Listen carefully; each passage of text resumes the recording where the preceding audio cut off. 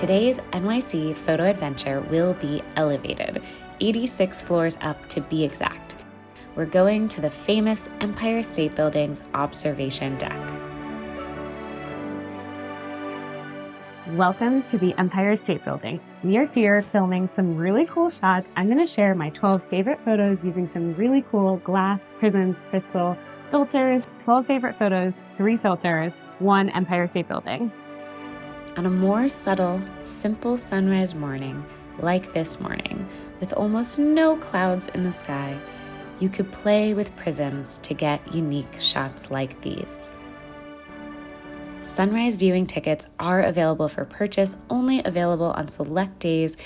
Thank you so much to the Empire State Building and B&H for inviting me for free to shoot sunrise. I love these types of shoots where I've met some great creative friends and we can enjoy almost fully empty corners and areas that can sometimes be busy during peak times.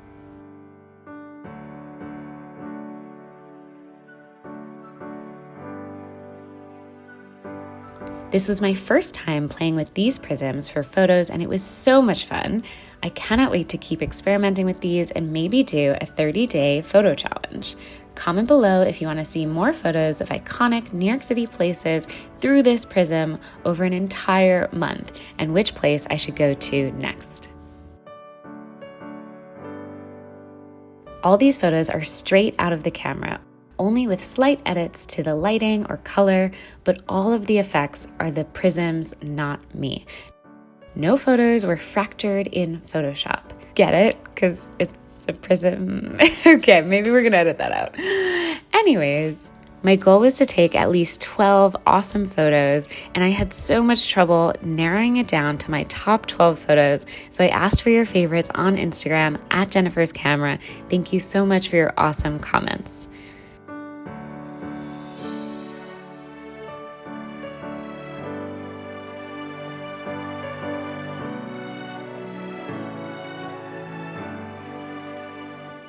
I used 3 different style prisms.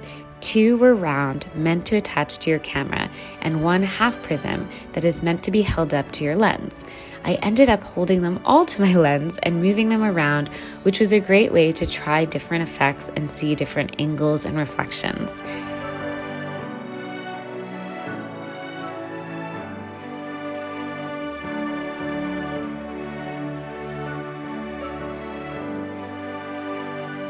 I'm Jen, Jennifer's Camera, and we are here at the Empire State Building. And I also brought one of my oldest cameras. This is so cute. My mom had written that this was my camera at age 7.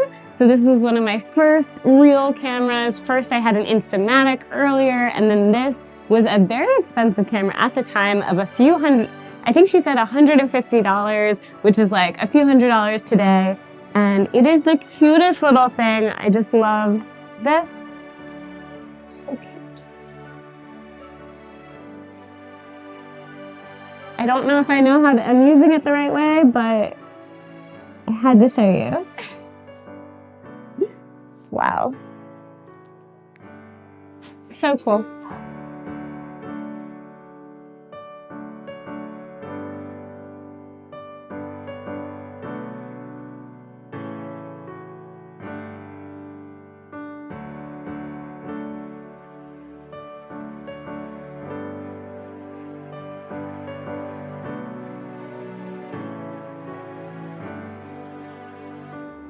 Trying all 3 prisms, I clearly had a favorite. This kaleidoscope prism was what I kept grabbing for because you can still hold it a certain way to get similar shots as the half version.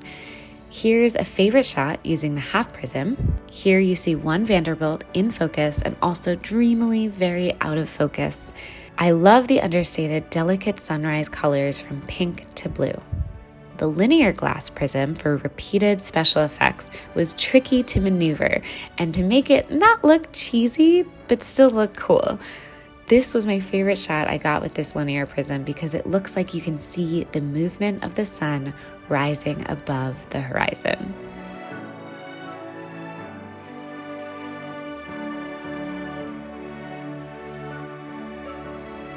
Here's the New York Life building with the gold pyramid repeating.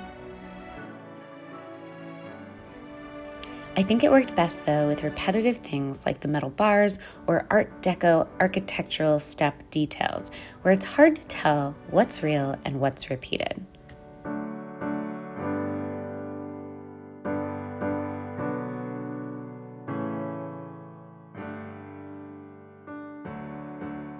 Some shots I embraced the black border of the filter, but my favorites were more subtle, where you can barely tell that something has bent the image in different directions. One of my favorite images was a favorite because it was so different than all the others. It combined 3 different vignettes, including the reflection on the glass. This is not photoshopped, but right out of the camera, the prism reflected the light through the metal bars and another part of the city on top of this part.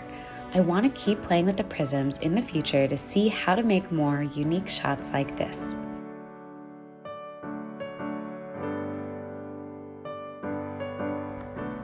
A few other favorite shots include the Chrysler Building with these yummy sunrise colors, and of course, having fun with the viewfinder binoculars, making the turn to clear vision knob unclear and distorted.